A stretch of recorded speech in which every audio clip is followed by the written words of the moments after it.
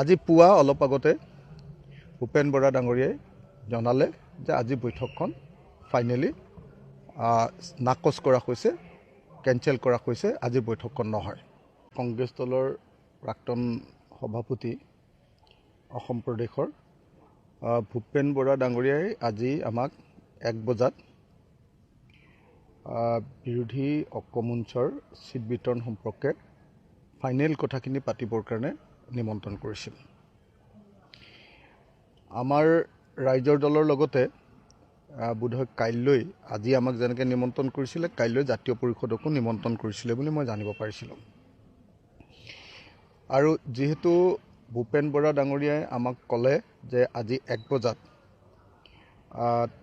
আজি 13 তাৰিখ নহয়, আজি 13 তাৰিখ, 13 ফেব্ৰুৱাৰীৰ 1 বজাত আমাক নিমন্ত্ৰণ কৰিছিলে।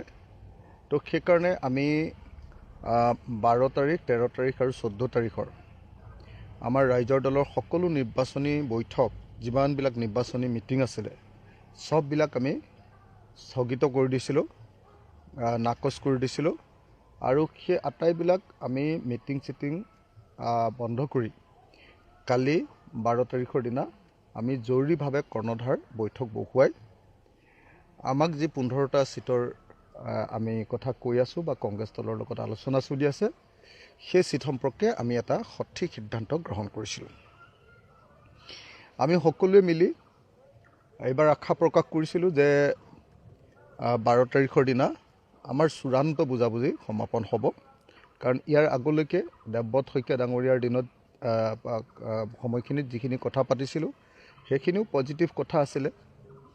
গৌৰৱ গগৈ ডাঙৰীয়াৰ লগত যিখিনি কথা পাতিছিলোঁ, এই কাজিৰঙাতে পাতিছিলোঁ, সেইখিনিও খুব পজিটিভ আছিলে। কিন্তু মাত্ৰ কেইটামান চিটক লৈ আমাৰ আলোচনাক লৈ কথা বাকী আছিলে।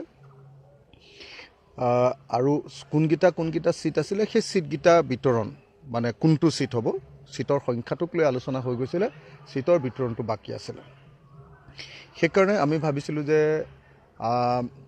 আপোনাৰ আগৰ মানে আমাৰ গোটেই বিৰোধী দলবিলাকক ঐক্যবদ্ধ কৰা ভূপেন বৰা ডাঙৰীয়া যেতিয়া বিৰোধী ঐক্যমঞ্চৰ এইবাৰ কংগ্ৰেছ দলৰ মানে এনেকুৱা ধৰণৰ দায়িত্ব লাভ কৰিলে, মিত্ৰতাৰ বিষয়টোক লৈ আলোচনা কৰিবৰ কাৰণে আমি আশা প্ৰকাশ কৰিছিলোঁ যে আজিৰ ভিতৰতে চব শেষ হৈ যাব। কিন্তু দুৰ্ভাগ্যজনকভাৱে কালি মোক ভূপেন বৰা ডাঙৰীয়াই জনালে যে তেখেতে আপোনাৰ আজি বৈঠকখন কৰিব পাৰিবনে নোৱাৰে সেই সম্পৰ্কে অনিশ্চয়তা আছে। আজি পুৱা অলপ আগতে ভূপেন বৰা ডাঙৰীয়াই জনালে যে আজি বৈঠকখন ফাইনেলি নাকচ কৰা হৈছে, কেঞ্চেল কৰা হৈছে, আজিৰ বৈঠকখন নহয়। আমি বৰ আচৰিত হৈছোঁ যে কংগ্ৰেছ দলে বুজাবুজিৰ কথা কৈ প্ৰত্যেকবাৰে কিবা এটা কথা তেনেকৈ পিছুৱাই আনি গৈ আছে। আমাক 11 তাৰিখৰ দিনা কনফাৰ্ম কৰি দিলে যে 13 তাৰিখে মিটিং হ'ব। 12, 13, 14 সম্পূৰ্ণ কাৰ্যসূচী আমি বাতিল কৰিলোঁ আৰু মানসিকভাৱে আমি প্ৰস্তুত হৈ গ'লোঁ যে বুজাবুজি সম্পন্ন হ'ব আৰু আমি একেলগতে আটাইকেইটা দলে নিৰ্বাচন খেলিবলৈ সক্ষম হ'ম। কিন্তু দুৰ্ভাগ্যবশতঃ আকৌ এবাৰ কংগ্ৰেছৰ ভিতৰত আকৌ পিছুৱালে কথাটো। এতিয়া আপোনালোকে নিজে চাওক, আলোচনা কিমান দিনৰ আগৰ পৰা, 2 বছৰৰ আগৰ পৰা কংগ্ৰেছৰ লগত চলি আছে। কেতিয়াবা আলোচনাত বহে, কেতিয়াবা নবহে, এনেকৈ কৰি টানি এতিয়া ইলেকশ্যন ডিক্লেয়াৰ কৰাৰ সময় আহি পাই গ'ল। আমি হ'লোঁ নতুন দল। আমি নতুন দল হিচাপে আমাৰ কাৰণে আপোনালোকে সকলোৱে জানে যে আমাৰ পইচা পাতিৰ অসুবিধা থাকে, নতুন দল আমি। গতিকে আমি বহুত কষ্টৰে আমাৰ নিৰ্বাচনী প্ৰস্তুতিবিলাক চলাই আছোঁ। কিন্তু কংগ্ৰেছ দলে যদি এনেকৈ আমাক প্ৰত্যেকবাৰে, মানে প্ৰত্যেকটো আলোচনাতে অকণমান সফল হয়, তাৰপিছত আকৌ সেইখন মানুহকেইজন বদলি হয়। এবাৰ দেৱব্ৰত শইকীয়া হ'ল, তাৰপিছত আকৌ গৌৰৱ গগৈ ডাঙৰীয়া হ'ল, তাৰপিছত আকৌ ভূপেন বৰা ডাঙৰীয়া হ'ল, তাৰপিছত আকৌ পেপাৰতহে দেখিছোঁ যে ভূপেন বৰা ডাঙৰীয়াৰ লগত আকৌ ৰকিবুল হুছেইন আহিলে, তাৰপিছত আকৌ প্ৰগ্ৰেমটো কেঞ্চেল হ'ল। এতিয়া কি কৰিম আমি বুজি পোৱা নাই মানে। সেইকাৰণে আজি আমি ৰাইজৰ দলৰ তৰফৰ পৰা কংগ্ৰেছ দলক বিনম্ৰভাৱে আহ্বান জনাইছোঁ যে আপোনালোকে কিবা এটা সঠিক সিদ্ধান্ত গ্ৰহণ কৰক। আপোনালোকে এনেকৈ আমাক মানে সঁচা কথা ক'বলৈ গ'লে এনেকৈ আমাক নচুৱাই থকাটো ভাল কথা হোৱা নাই। এটা ৰাজনৈতিক দলে মানে আলোচনাটো স্থিৰভাৱে কৰি সন্মান সহকাৰে বুজাবুজি কৰি দিয়াটো খুব ভাল। আমাক বাৰম্বাৰ এনেকৈ আলোচনালৈ মাতে, আলোচনাটো হয়, অকণমান আগবাঢ়ে, তাৰপিছত আকৌ মানুহ বদলি হয়, পিছুৱাই থাকে। এতিয়াতো এনেকুৱা লাগিছে যে ইলেকশ্যনৰ আগত আচলতে এলায়েন্স হ'বনে নাই, সেইটোৱে অনিশ্চয়তাত দেখা গৈছে। সেইকাৰণে মই কালি গৌৰৱ গগৈ ডাঙৰীয়ালৈ এখন চিঠি দিছোঁ, পত্ৰ প্ৰেৰণ কৰিছোঁ। গৌৰৱ গগৈ ডাঙৰীয়াই কালি মোলৈ মেছেজ দিছিলে, আলোচনা ভূপেন বৰা ডাঙৰীয়া, আমাক ভূপেন বৰাই কৈছিলে যে ভূপেন বৰা ডাঙৰীয়াই অকলে আমাৰ লগত বহিব। কালি আকৌ গৌৰৱ গগৈ ডাঙৰীয়াই মোলৈ মেছেজ দিলে যে আলোচনাটো ভূপেন বৰা ডাঙৰীয়া আৰু ৰকিবুল হুছেইন ডাঙৰীয়া দুইজন বহিব।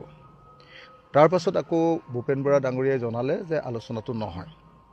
আজি কনফাৰ্ম কৰি দিলে যে আলোচনাটো নহয়। এতিয়া আমি সঁচাকৈ অস্বস্তিত পৰিছোঁ, আমাৰ আমনি লাগিছে।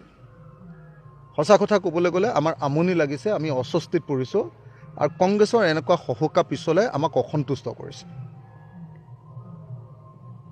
চবৰে আত্মসন্মান থাকে, এনেকৈ প্ৰত্যেকবাৰে এনেকুৱা ধৰণে টানি নি এতিয়া ইলেকশ্যন হ'বই। এতিয়া আমি পইচা যোগাৰ কৰিব লাগে, গোটেই বুথ কমিটিবিলাক শেষ কৰিব লাগে, সেইবিলাক চূড়ান্ত পৰ্যায়ত আছে। কিমান কষ্ট কৰি কেনেকৈ ক'ৰ পৰা মিলাই মেলি আগবাঢ়িছোঁ আমিহে জানো। তাৰপাছত যদি এনেকৈ আকৌ এই ইলেকশ্যনৰ সময়ত 3 দিন মিটিং কেঞ্চেল কৰিলোঁ, আকৌ মিটিং নহ'ল, কেতিয়া হ'ব কোনো নিশ্চয়তা নাই, একো খা খবৰ নাই, এইটো দুৰ্ভাগ্যজনক। আৰু সেইকাৰণে মই কংগ্ৰেছ দলৰ প্ৰতি আহ্বান জনাইছোঁ যে এই দায়িত্ব হয় কংগ্ৰেছ দলৰ সভাপতি, ৰাজ্যিক সভাপতিয়ে লৈ শেষ কৰি দিয়ক, নহ'লে AICCয়ে লৈ শেষ কৰি দিয়ক। আৰু যদি তেওঁলোকে নকৰোঁ বুলিকে কৈ দিয়ক। এনেকৈ আমাক মাতিব, আকৌ কেঞ্চেল কৰিব, এজনক দায়িত্ব দিব, তাৰপিছত আকৌ বেলেগ এজন আহিব, বেলেগজনে দায়িত্ব ল'ব, আকৌ বেলেগ এজন দায়িত্ব ল'ব। এনেকৈ কৰি আমাৰ সময়টো নষ্ট কৰি থকাটো ভাল হোৱা নাই। আমি অতি সোনকালে আলোচনাটো সমাপন কৰিবৰ কাৰণে আমাৰ লগত সামান্য চিট বিচাৰিছোঁ, মাত্ৰ 15টা। আমি 15টা চিট বিচাৰিবলগীয়া পাৰ্টি নেকি? এলায়েন্সটো হওক বুলি কম চিট বিচাৰিছোঁ, নহ'লে গোটেই অসমত আমাৰ সংগঠন আছে। উজনি, নামনি, বৰাক, ব্ৰহ্মপুত্ৰ, পাহাৰ, ভৈয়াম, চাহ বাগান চবতে আমাৰ সংগঠন আছে। আমি সকলোতে চিট বিচাৰিব পাৰোঁ, কিন্তু এলায়েন্সটো হওক। বিজেপিটোক খেদোঁ, সাম্প্ৰদায়িক শক্তিটোক আমি যাতে প্ৰতিহত কৰিব পাৰোঁ, ফেচিবাদী শক্তিটোক যাতে আমি প্ৰতিহত কৰিব পাৰোঁ, মূল্যবৃদ্ধিৰে অসমৰ মানুহক শেষ কৰি পেলোৱা এই চৰকাৰখনক যাতে আমি প্ৰতিহত কৰিব পাৰোঁ, গোটেই ব্যৱসায় বাণিজ্য ধ্বংস কৰি পেলালে এই চৰকাৰখনক যাতে আমি প্ৰতিহত কৰিব পাৰোঁ, আৰু মানুহৰ কণ্ঠ ৰোধ কৰি অগণতান্ত্ৰিক স্বৈৰতান্ত্ৰিক শাসন চলোৱা হিমন্ত বিশ্ব শৰ্মাক যাতে ব্ৰহ্মপুত্ৰত দলিয়াই পেলাব পাৰোঁ। তাৰ কাৰণে কংগ্ৰেছৰ ওচৰত ইমান দিন এনেকৈ কথা পাতি আছোঁ। কিন্তু কংগ্ৰেছে যদি বাৰম্বাৰ এনেকৈ আমাক কৰি থাকে, আমি ভাল পোৱা নাই কথাটো। গৌৰৱ গগৈয়ে চিঠি উত্তৰ দিলে নাই? আপোনাৰ চিঠিখনৰ উত্তৰ দিছে নাই গৌৰৱ গগৈ? কালি ৰাতিহে দিছোঁ, ৰাতি 11টামান বজাত গৌৰৱ গগৈলৈ চিঠি দিছোঁ। আৰু মই এই কথা জিতেন্দ্ৰ সিং ডাঙৰীয়া, AICCৰ জেনেৰেল ছেক্ৰেটাৰী, অসমৰ ইনচাৰ্জ জিতেন্দ্ৰ সিং ডাঙৰীয়াকো জনাই দিছোঁ যে আমাক সোনকালে কিবা এটা কৰি দিয়ক, আমি এনেকৈ আৰু নাচি থাকিব নোৱাৰোঁ। গৌৰৱ গগৈ পিছুৱাই আছে নেকি সেই আলোচনাটো? সেইটোতো আমি নাজানো নহয়, কংগ্ৰেছৰ ভিতৰৰ কথা আমি কেনেকৈ জানিম কওক? কংগ্ৰেছৰ ভিতৰৰ কথা সঁচাকৈয়ে নাজানো, কি হৈছে কি নাজানো। আমি এটাই দেখিছোঁ, সেইবিলাক মই একো নাজানো, এইবিলাক মোক এনেই সুধি লাভ নাই। মই এটাই কথা জানো যে আলোচনাটো হ'ব লাগিছিলে, আৰু আলোচনাটো হৈ সিদ্ধান্ত হ'ব লাগিছিলে। যোৱাবাৰ আমাৰ লগত এলায়েন্স নকৰাৰ কাৰণে কংগ্ৰেছে ইচ্ছাকৃতভাৱে যোৱাবাৰ আমাৰ লগত এলায়েন্স নকৰিলে কৈছোঁ। আমি যোৱাবাৰ 8টা চিটত মাত্ৰ কংগ্ৰেছৰ লগত সন্মত হৈছিলোঁ। 2021ত আমি কংগ্ৰেছৰ লগত মাত্ৰ 8টা চিটত, মই জেলত আছিলোঁ, তথাপি আমাৰ দলে 8টা চিটত সৈমান হৈছিলে। তথাপি কংগ্ৰেছ দলে পিছত যেতিয়া AIDFৰ লগত হ'ল আৰু BPFৰ লগত হ'ল, আমাক লাঠ মাৰি দিলে যোৱাবাৰ। তো এইবাৰ সেইকাৰণে যোৱাবাৰ চৰকাৰ নহ'ল। এইবাৰ সেইকাৰণে ভাবিছিলোঁ যে ধৈৰ্য ধৰি কংগ্ৰেছৰ লগত মিত্ৰতাটো কৰি কংগ্ৰেছৰ এই জটিলতাবিলাক বুজি পাওঁ সেইকাৰণে ভাবিছিলোঁ যে ধৈৰ্য ধৰি মিত্ৰতাটো কৰি শেষ কৰিম কিন্তু এতিয়া আপুনি চাওক জোৰ পুৰি হাত পালেহি জোৰ পুৰি হাত পোৱাৰ পাছত মানুহৰ কাৰোবাৰ ধৈৰ্য থাকিব নেকি আপুনি কওক ইলেকশ্যন পালেহি সদায় যদি এনেকৈ নাটক এখন চলি থাকে আমি পাৰিম নেকি কওক আপোনালোকে এই মুহূৰ্তত ক'ব পাৰি নি মিত্ৰতা ভংগ বুলি নাই মিত্ৰতা ভংগ হোৱা নাই আমাৰ পিনৰ পৰা মিত্ৰতা কেতিয়াও ভংগ নহয় লাষ্টৰ দিনটোলৈকে নিৰ্বাচনৰ দিন ঘোষণা কৰি আমাৰ যেতিয়া কি ক'ব আপোনাৰ এইটো কি বুলি কয় আপোনাৰ নমিনেশ্যন দাখিল নকৰালৈকে আমাৰ মিত্ৰতা ভংগ নহয় আমি অপেক্ষা কৰিম আমি কংগ্ৰেছলৈ আশা প্ৰকাশ কৰি আছোঁ কংগ্ৰেছে সোনকালে সিদ্ধান্ত এটা লওক আৰু সিদ্ধান্ত লৈ আমাক এনেকুৱা ধৰণে মানে দৌৰাই থকাটো আমি বেয়া পাইছোঁ একদম স্পষ্ট কথা আমাৰ আত্মসন্মান আছে আমি হ'ব পাৰোঁ এটা সৰু দল কিন্তু আমাক মৰ্যাদা সহকাৰে আমাৰ লগত ডিল কৰা উচিত তেওঁলোকে আৰু সেইকাৰণে মই আহ্বান জনাইছোঁ যে কংগ্ৰেছে এইবিলাক কৰি নাথাকি অতি সোনকালে হয় গৌৰৱ গগৈ ডাঙৰীয়াই নিজে ইনিচিয়েটিভ লওক নহ'লে AICCয়ে ইনিচিয়েটিভ লৈ অতি সোনকালে এই মিত্ৰতাৰ বিষয়টো সমাপন কৰক